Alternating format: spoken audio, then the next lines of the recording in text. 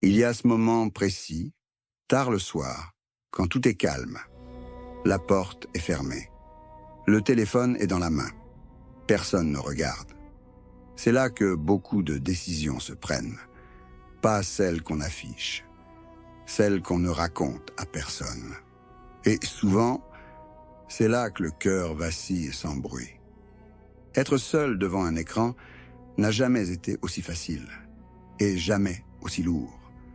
Le flux ne s'arrête pas. Une vidéo en appelle une autre. Un lien mène ailleurs. On ne cherchait rien de mal, puis on s'y retrouve. À ce moment-là, la pression n'est pas sociale. Elle est intérieure. Et être musulman n'efface pas cette tension.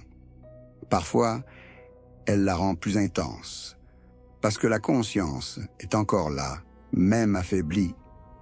Beaucoup pensent que le vrai danger commence quand on fait quelque chose de grave. En réalité, tout commence plus tôt.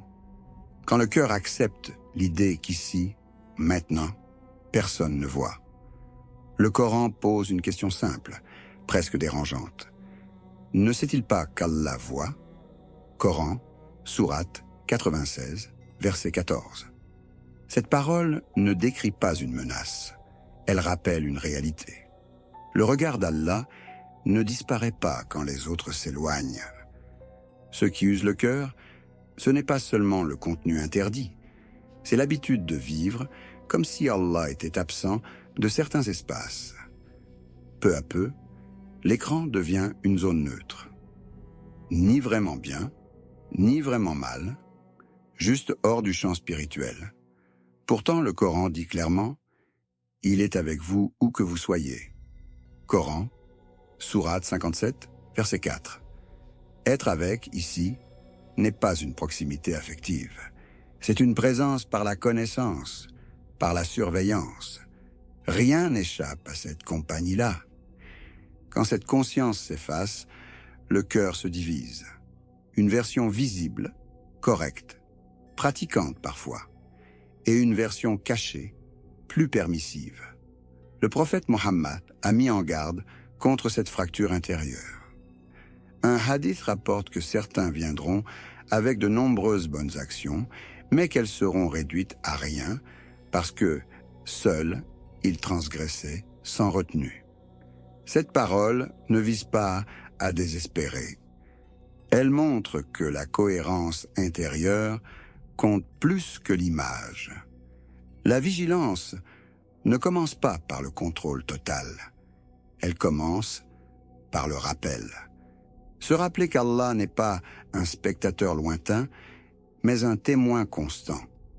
Le Coran décrit ceux qui cherchent à se cacher des gens, mais pas d'Allah, alors qu'il est avec eux quand ils complotent la nuit.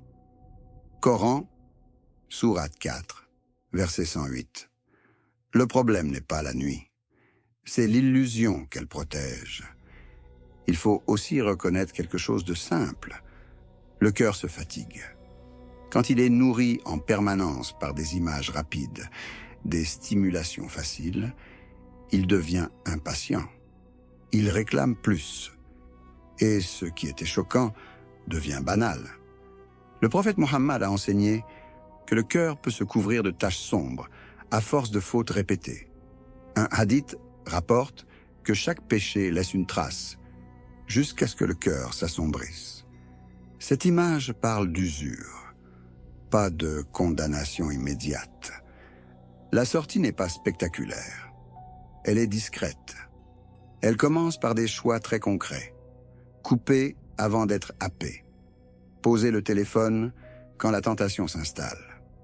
Pas parce qu'on est fort, mais parce qu'on sait qui regarde.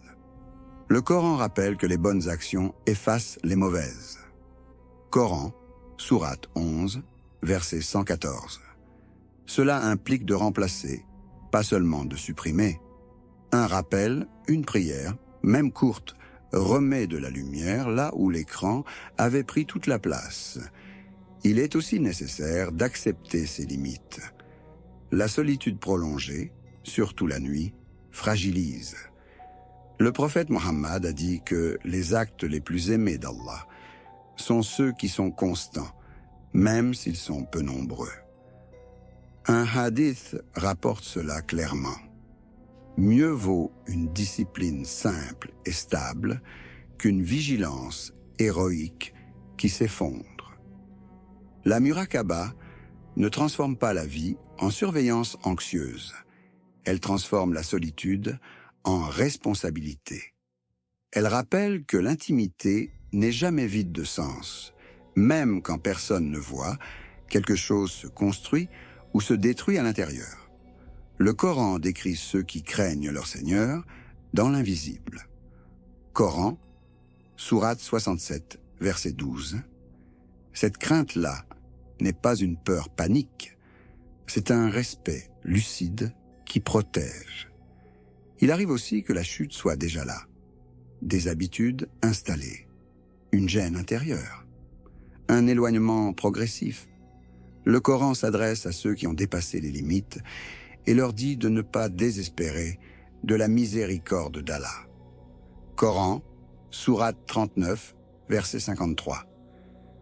Ce verset ne banalise pas le mal. Il ouvre une porte. Tant que le cœur ressent un malaise, il n'est pas mort. La vigilance n'est pas un état permanent.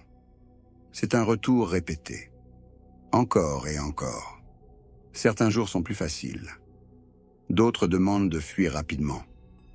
Le prophète Mohammed a enseigné que l'homme avisé est celui qui se tient responsable de lui-même et agit pour l'au-delà. Un hadith rapporte cette définition. Il ne parle pas de perfection, il parle de lucidité. À la fin, il ne s'agit pas de gagner contre l'écran. Il s'agit de ne pas perdre son cœur dans le silence. La muraqaba ne retire pas la vie moderne. Elle la traverse. Elle apprend à vivre même seule, comme si la relation comptait encore. Parce qu'elle compte.